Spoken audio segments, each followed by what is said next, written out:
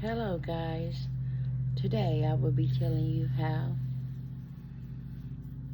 I survived being with the alcoholic for 27 years. It's a long story, so I'm probably going to be doing this in segments. So, the first segment I'm going to do is tell you how we met. He is 10 years older than I was. I was 24 and he was 35. I used to hang around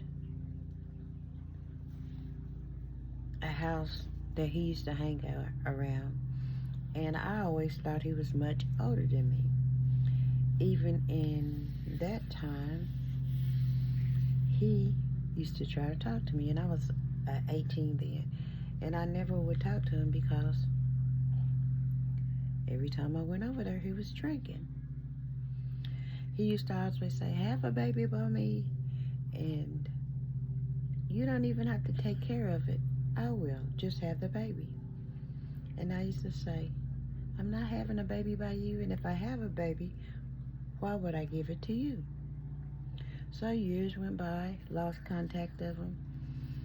Then we met back up. And at this time, I used to drink a little bit. And the same thing. He would joke with me, you gonna have my baby? Blah blah blah. I would tell him the same thing, like, no, I'm not having no baby by you. I got one child, and I don't plan on having no more. I've been cooking, guys. I don't plan on having no more.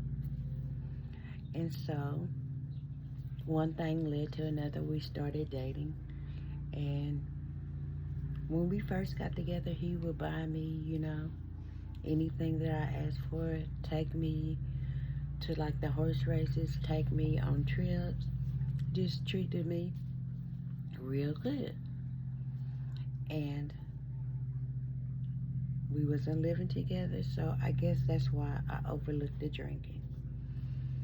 But in 1997, I got pregnant with his child, which I lost the baby because I said at that time, I guess at that time, God said, no, we're not, you know, it's not a good time, for this baby, even though I gave it to you and you still drinking and he's drinking too. So I lost my child. And it wasn't until 2000 that I got pregnant again. But during this time, let me go back a little bit. During this time, he was still running the streets. I'm just a loner. I'm a homebody. Don't hang out or nothing like that. So he would be talking to other women, me not knowing, me being at home. After I lost my child, I went into a grieving process. And even then, he would come get me, take me out, and take me places where he was with, where the woman was that he was fooling around on me with, right? Me not knowing until one day he came and got me and took me over there about a week or so after I lost the child. And she had an attitude.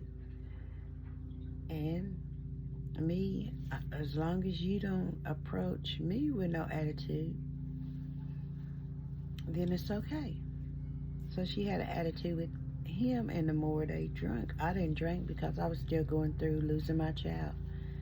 So after they, you know how people get, and they get into alcohol, and then they think they're the baddest things in the world. Well, she was his age, and so she, like, said to me, "That's the reason you lost your baby." And I freaked out. I was like, went off. Went after, of course, people separated us. And I told him to take me home. Well, hold on just a minute, guys. Let me shut this door because of the dogs.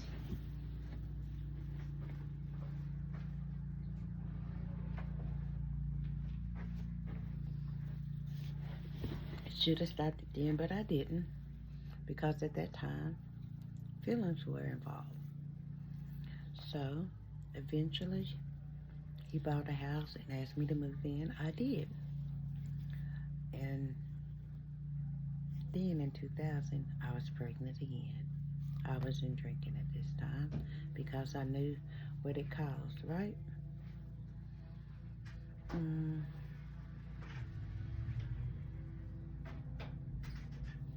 I knew what it had caused. So I wasn't drinking. Still out doing what he was doing. But this time it was much different because I didn't stress. I had prayed to God, like, if you give me this child, help me carry it to full term because I lost the other one at 7 months. Then I would do everything right. And I did. God blessed me with another little girl that looked just like my first one. And guess why didn't I leave? Because I was a child that was raised up without two parents. And I know the pain that I felt, so not having a father around. So that was my reasoning. And I'm not gonna carry this on. I'm gonna try to keep them in segments and tell my story. So straighten up a little bit. When my first child was born, just a little bit. Still the drinking though, but not as much. So after my child got one, I was pregnant again. It seemed like that fueled the fire for him to go back and start it all over again. Only this time with someone different, plus that one.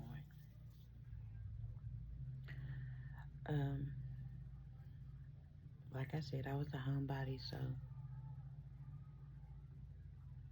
some nights, after having a 1-year-old and then a baby, some nights I would just like cry, cry, cry because both of them is up and both of them is crying, and I'm there by myself, taking care of 2 kids. And how stressful that can be, I'm sure some of you know. Again, why did you stay? As I stated, I didn't want my children brought up in a one-parent household. And he was a good provider. He was a good person. Just the alcohol changed him into a different person. So I'm gonna start right there at having my second child. My next episode will tell you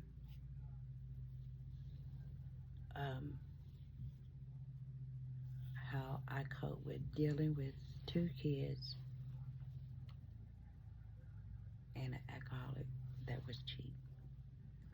So stay tuned. I will be back with the second part. If you haven't already, subscribed so you can follow my journey of living with the alcoholic for 27 years and how I dealt with it and how I made it through. Everybody be blessed.